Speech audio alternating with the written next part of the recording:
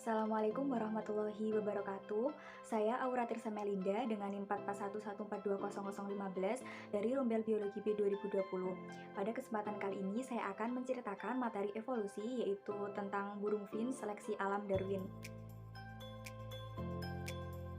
Pada bulan Desember 1831, seorang naturalis dari Inggris bernama Charles Darwin berlayar dengan kapal HMS Beagle. Misi pelayaran kapal tersebut untuk mendata daerah-daerah di sepanjang rentangan garis pantai Amerika Selatan yang masih kurang dikenal pada saat itu. Nah, di sepanjang perjalanan, Darwin mengamati, mengumpulkan, dan mencatat banyak flora dan fauna di berbagai daerah Amerika Selatan. Rute perjalanan tersebut tiba di Kepulauan Galapagos yang mana merupakan dekat dengan Ekuador. Yang ditemukan Darwin di sana sangatlah membuatnya terkejut, di mana sebagian spesies hewan yang dikumpulkan di Kepulauan Galapagos tidak ditemukan di tempat lain di dunia, meskipun ada kemiripan dengan spesies yang hidup di daratan Amerika Selatan. Sepertinya pulau itu telah ditempati oleh flora dan fauna yang bermigrasi dari daratan Amerika Selatan yang kemudian berkembang biak dan menjadi beraneka ragam di pulau-pulau yang berbeda. Kemudian Darwin mengumpulkan dan mengawetkan berbagai jenis burung pengicau yang disebut dengan burung finch. Kembalinya ke Inggris, Darwin memeriksa burung-burung tersebut. Nah, di antara sebagian banyak burung yang dikumpulkan, di kepulauan tersebut terdapat 13 jenis burung finch yang meskipun mirip nampaknya, namun merupakan spesies yang berbeda. Hal ini membuat Darwin memperkirakan bahwa burung-burung daratan tersebut yang pertama kali mendiami pulau-pulau ini. Burung-burung itu bermigrasi karena faktor makanan. Selama bermigrasi, burung-burung itu terdampar di tempat yang berbeda-beda. Burung-burung itu harus mencari makanan, terutama biji-bijian seperti di daerah asalnya agar dapat bertahan hidup. Sementara itu, beberapa burung finch lainnya mencoba mencari jenis makan lain seperti serangga, madu, kaktus, dan buah.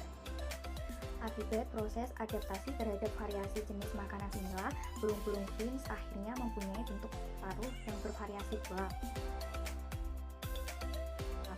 Nah, untuk jenis makanan tertentu, misalnya pada burung finch darat besar memiliki paruh yang besar yang mana itu diadaptasikan untuk memecah biji-bijian.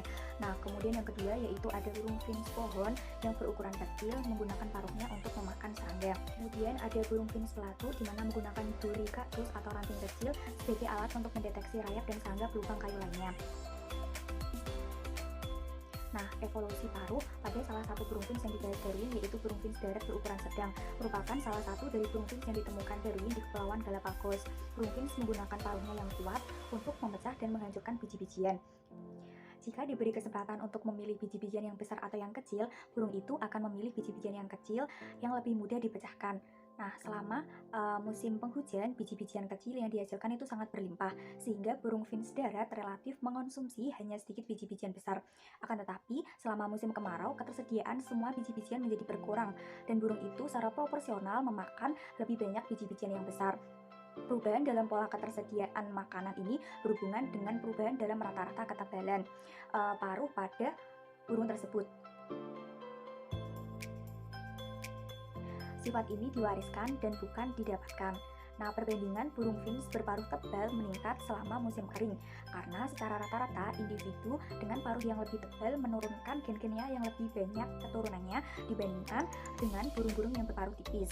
Burung-burung dengan paruh yang lebih kuat mungkin memiliki keuntungan dalam hal makanan, terlebih selama musim kemarau, ketika kelangsungan hidup dan reproduksi bergantung pada kemampuan untuk memecah biji-bijian besar.